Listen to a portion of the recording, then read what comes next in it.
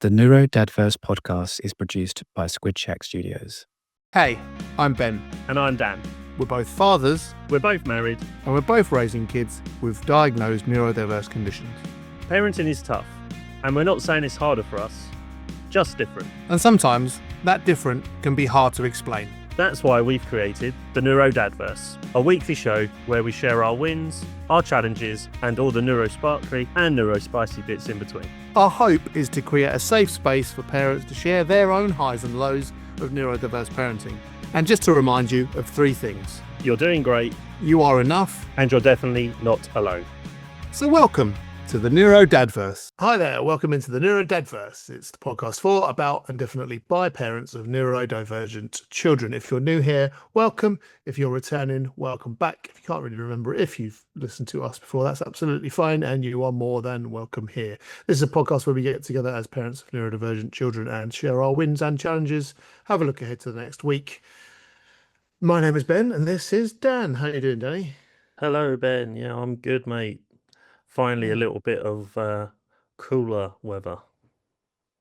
Well, how challenging or winning was that for you? Maybe let's get into it. We normally start out with, well, who knows what we start out with? We normally start out with trying to name our movie as a week. No, name our week as a movie. Maybe it's not. Maybe they'll just, I am actually still suffering from heat exhaustion. Or we do our week in 3 words. What are you going to kick off with first, Dan? So I've got my week in 3 words, and I've just got a film title that I know could represent my feelings of the week. No, it's cool. I have 2, so let's go with that. Okay, so my 3 words to describe my week are humidity, inability, stability. Nice. My 3 words are June, spoon, and soon. Have you met someone called June? No, I think it last week was in June. No, it was. I was just double checking. Okay. Okay. Cool. What movie did you go with this week? The Core, just because I know that's a film about being really hot. Oh, I was like, Dante's people have already Inferno. switched off the pod because they know there's just going to be us talking about weather. I went for Wizard of Oz because by Ooh. the end of it, I'm melting. Nice. Like where you went with that. Brilliant. Yeah. Stay with us, folks. Let us know if this And film a lot thing of it, stops working. and a lot of last week felt like a dream that I'd been knocked on the head and I was just sleeping, or in a coma. I'm not sure if it's discussed whether she's in a coma or not. All right, cool. Do we want to get into? We normally start with challenges. Come back in the second half with something a little bit more optimistic, but maybe we smuggle some wins along the way. So, what was most challenging for you, and why was it the heat? So yeah, it's sounding like a broken record every week, but I'm not going to really just. We all know it was really hot last week. Yep. A positive that did happen that could have added to this potential negative was Frankie's school has aircon, so we did have a full week of school. That could have been more challenging being at home and in that heat. So yeah, unsettled and not really sleeping because of the heat. And my challenging moment of the week goes with my word inability. And essentially it was, I think it was Wednesday or Thursday, that was like the hottest day of the week. And we got to a moment where Frankie was just basically completely overwhelmed by the temperature, and we were unable or had no ability to help, and we just had to sort of ride that wave. The situation was this. As I said, he's been going into school very happy every day because they've got aircon, which is obviously a really nice touch. I appreciate not every school has that, and I appreciate some people would have been at home like, what do I do with kids in this heat? Sure. So he'd had a normal day. He was acting quite normal after school in terms of his usual routines. We would eat dinner, we'd go into the garden. However, he kept moving because Frankie is a mover and a runner and a jumper. And despite me going, Frankie, it's quite hot, you might want to slow down, he kept on jumping around and bouncing around. We went and did our bath, but it was quite short because I think he was just, by that point, I think he just got tired quickly. He just went off his cliff edge a lot quicker in the heat. So our bath time wasn't as long, which meant he probably wasn't as cool. And then when it come to bedtime, as lots of kids had been off, most of the schools around me did have 1 or 2 days off last week, and kids had been playing in the garden all afternoon. They were up later. Frankie was tired and wanted to go to bed, sort of potentially the same sort of time as he does, but maybe a little bit earlier, just again because of the heat. And that meant we had to shut all of our windows because of the noise outside. We had to shut all of the doors because Frankie didn't want the doors open for some reason. He just wanted it to be as dark as possible. And the fan systems and whatever, trying to keep us cool was just not up to the task of trying to make this room acceptable for him to go to sleep. We were literally sweating, sitting still, doing nothing. All three of us in his room trying to get to sleep. In the end, I then ended up going, he basically was like nudging me to get out. So I went and sort of waited on the landing and just shut all the last few windows that were open. And we just had to sort of ride it out for like 45 minutes. But he just got to the point where he was just looking at us. He was bright red, sweating, and was just like, I'm hot, as in non-verbal communication terms. And we just looked at him and went, we know. And there's just like nothing we could do. So we just had to sit there and watch him be a bit upset, a bit overwhelmed, and just wait for him to physically pass out. And then once he passed out, we could open the windows, we could get some venting. But it was a seriously warm day. And that was the struggle of the week, really, just because there's just nothing. There's probably not too many moments where you literally can do nothing, because obviously you can't sort of cuddle him or anything like that because that's hot. So we just had to just leave him, and he was kind of like and like flailing. Just environment control. Yeah, we just couldn't do anything. But fortunately for us, the win in the challenge was after about half an hour of this kind of like not whining, that's not the right word, but just kind of like this constant sort of upset, sort of knocked off noises. He did eventually sleep, but he didn't sleep for long, which was very much a recurring theme of our week. He only slept for a couple of hours at a time. But yeah, from the next day onwards, Amy found a spare fan at her work office. She brought it home, and we had a much better fan to ventilate his room for the rest of the week. But yeah, that was tough, just because she couldn't do anything. Yeah, man, sure. Yeah. How about you? You get through that. Okay, so yeah, I had mainly two challenges this week. One was heat. So two reasons really. Mabel's school was open, and they allowed them to go in PE kit, and that was okay. But every day when I met her and got her in the car, she was super dysregulated. She's like, home now, fans on now, and just like crying and really super overwhelmed, more than just complaining about it. Because I don't think there's a person really who would have walked around and not complained.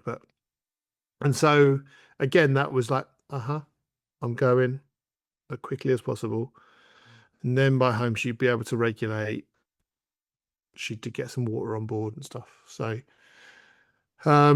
it's just tough to say stop complaining. Because it's not helpful, is it? It's not, to them, it's like that's not a helpful input. You just want to say it's horrible for everyone, but if you're having sensory overload, it's not, it's not the right thing to do. And the other one about the heat really was Oscar. And Oscar doesn't complain about being overheated, but does like to control environment in their room. Windows are not open. Fans are not in there. Too noisy. So we said, try it. Like, Oscar is also under blanket or two blankets. Yeah, I remember you saying, "Whoa, still wearing jumpers and leggings." That's impressive. Yeah, they must, they must experience it in a completely different way, sensory wise. But I remember I was saying about like how they're getting some like sweat rash on their neck and stuff from their hair. So we just said,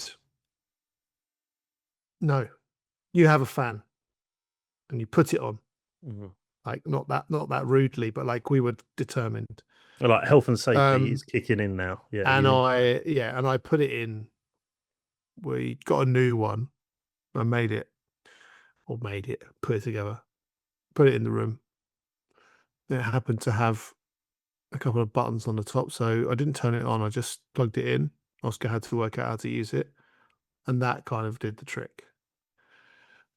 Then I realized that Laura had ordered it, and she'd said that Mabel could have that one. I was like, oh God, this is going to go terribly. So I said, sorry, this actually is your sister's one. You have this one. It's bigger, has one more button. Okay. So it went perfectly fine. And now there are some things. They're still regulating. They are not too hot. They're not too cold. They are just getting through it.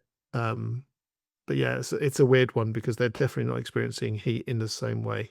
Like I'd say they were still hot, and bothered and tired, but they just don't seem to be complaining about it. But away from weather,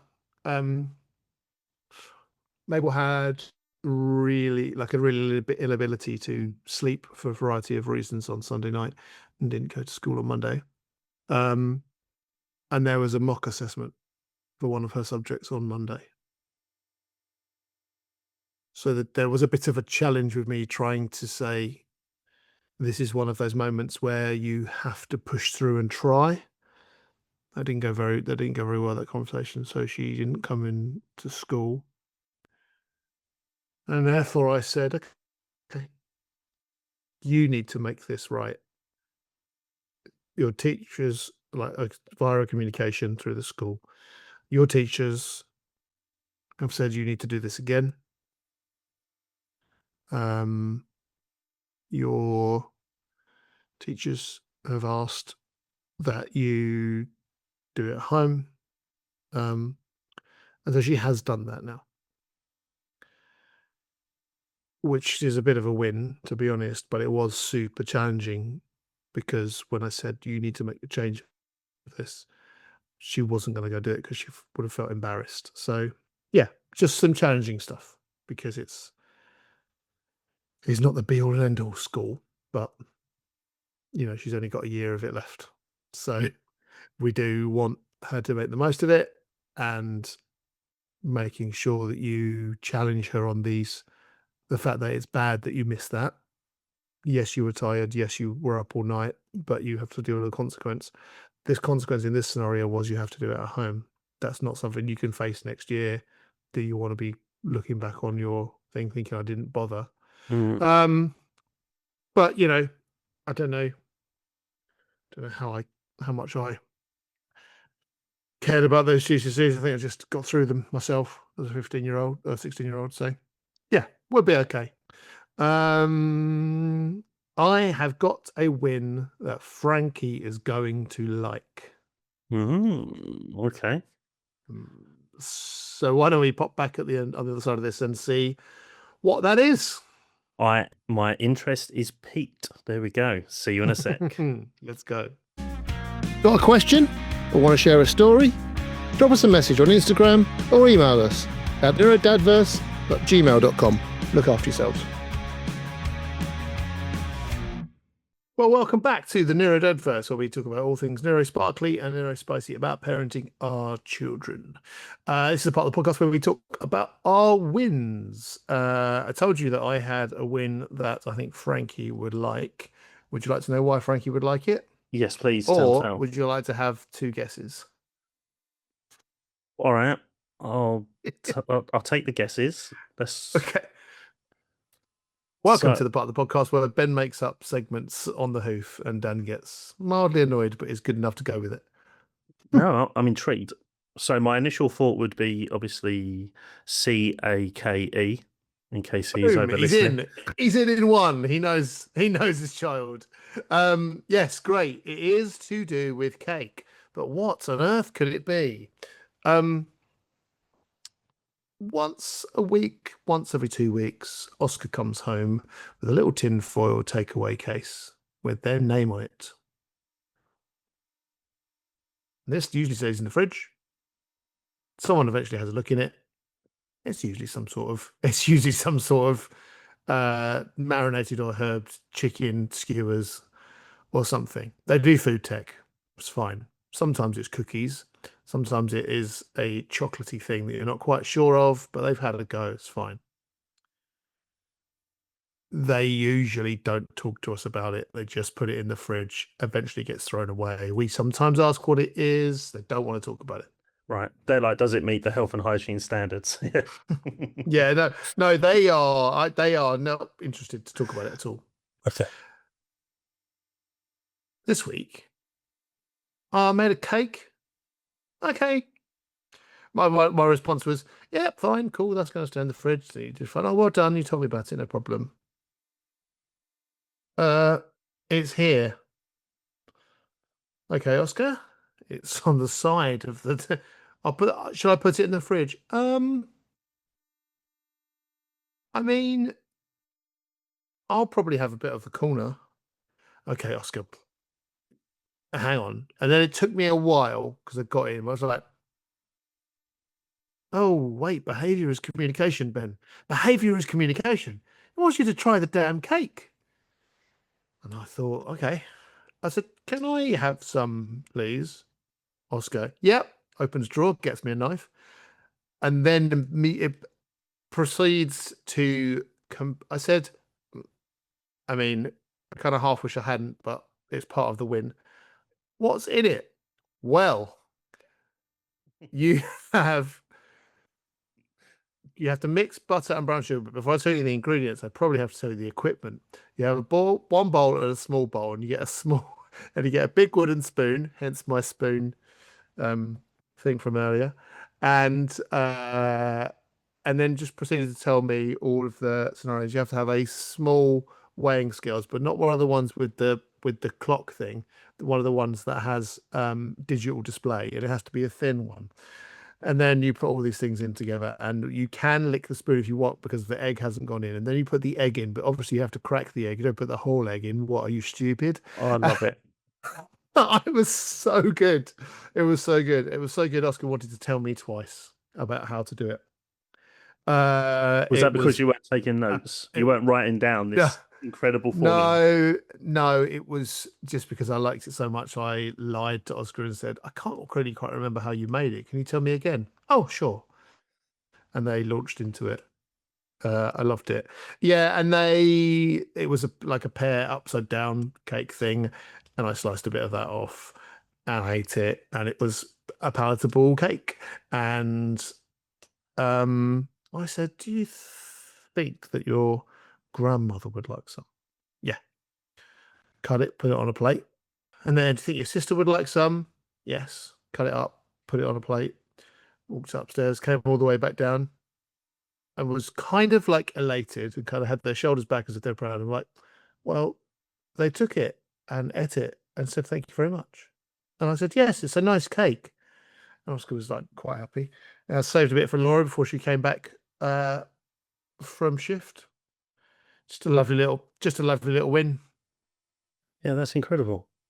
No problem at all. It's just you get into a little routine of, yep, that's the thing in the fridge that has to be thrown away in a week. Because Oscar brought it home, did the process. And so the fact that they even were interested in like showing something they did at school is rad. So yeah, that was my little spoon win. No, that's amazing. In terms of like, I know strawberries are a favourite, but is pear something usually that Oscar would eat? Or? So no, Oscar did definitely pick at the cake around the outside. Fine. And the thing I forgot to tell you, I'm glad you asked a follow-up question because it's reminded me. I said, when you mix the sugar and the butter together, it's brown sugar you must have, you can eat it off the spoon because you haven't got the egg in yet. And do you know what? That tastes amazing. And I said, are you kidding me that you're 15 years old and you all of a sudden know that butter and sugar tastes amazing together? And he was like, well, obviously I know. And we had a giggle about it. So yeah. Yeah, good. I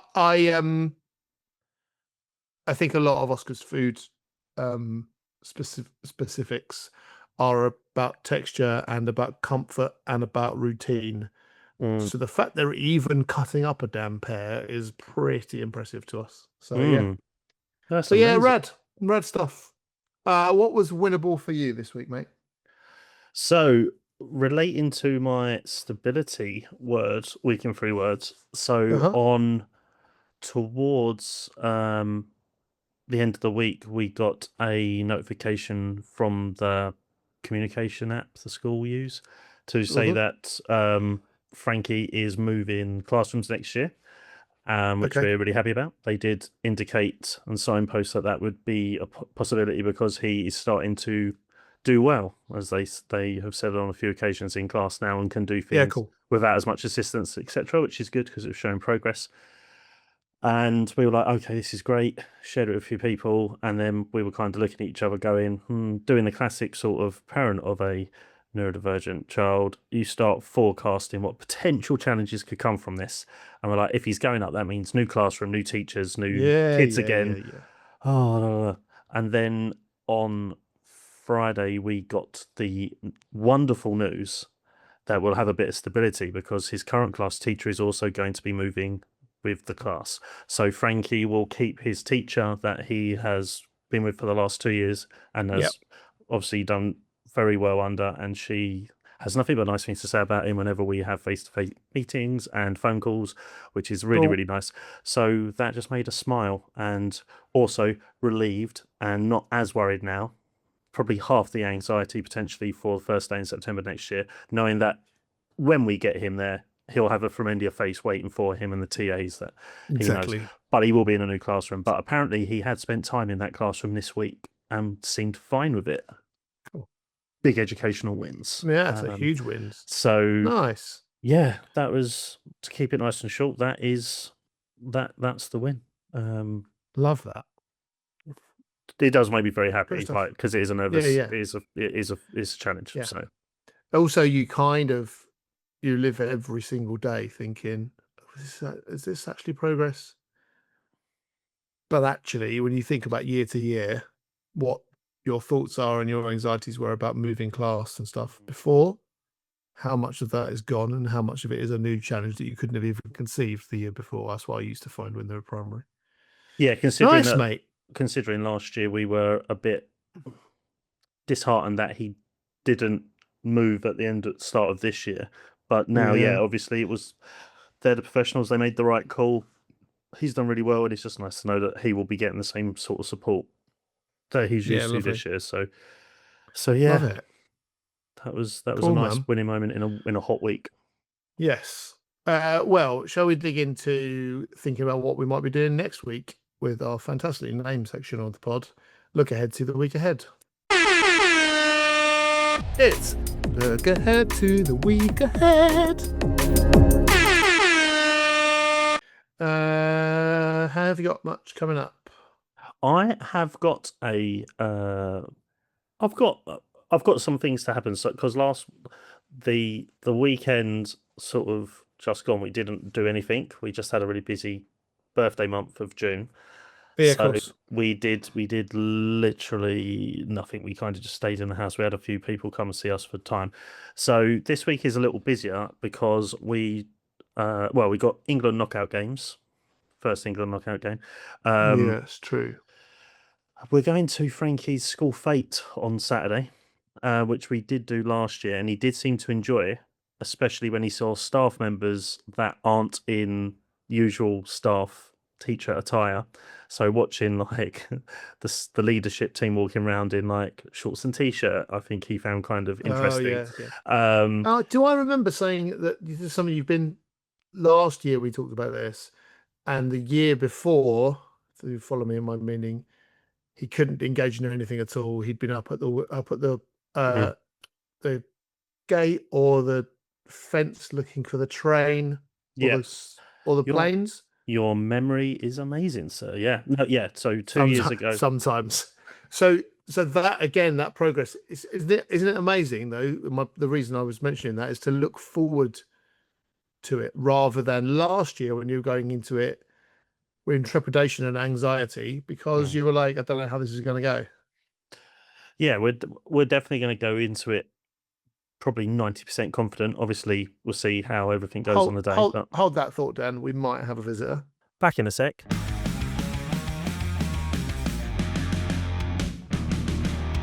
Yes, sorry. So yeah, that must be lovely. Thinking, oh, we're going to see some cool stuff. So yeah, in theory, he knows the setup, and we've had a good experience. So we'll see. But the second part of that is we're going to be going straight from there to a barbecue with some of my school friends.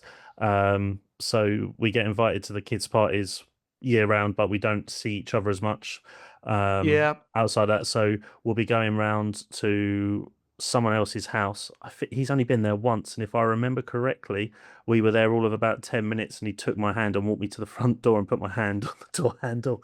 Okay. But since then, they've had a renovation, so the house and layout will be different, and probably more. It will be a lot more open, which will probably be more Frank friendly. So yeah, we're doing a double out after a weekend of nothing, and then on Sunday before we record the pod, my friends that we see like every other month, we take in turns to go see. We're hosting them, and the last 3 times that we've seen them, he's had a really good time and a really good social experience. So that's Nice. us. Cool. Well, yes. England game. So big, quick out of school on Wednesday. Mm-hmm. Mabel has on Wednesday afternoon a mock exam. Oh, So I'm not sure what's going to happen there, how she'll feel about that. We'll get out of town quickly and we'll cut home and watch. Laura's kind of going away for the weekend, so the solo parenting will kind of fall to me. There's like an end of season social football thing that Mabel's been invited to. okay. She hasn't seen a lot of those girls for a long time. So As in the Sunday league team. yeah. Yeah, nice. Yeah, I'm not certain we'll go. But it's nice to have an Option is there. invite. Yeah. Yeah. No, it's absolutely. She's just not sure if she'll go. But then that's again teen anxiety. Like she hasn't seen them for a long time, and it will just be heightened.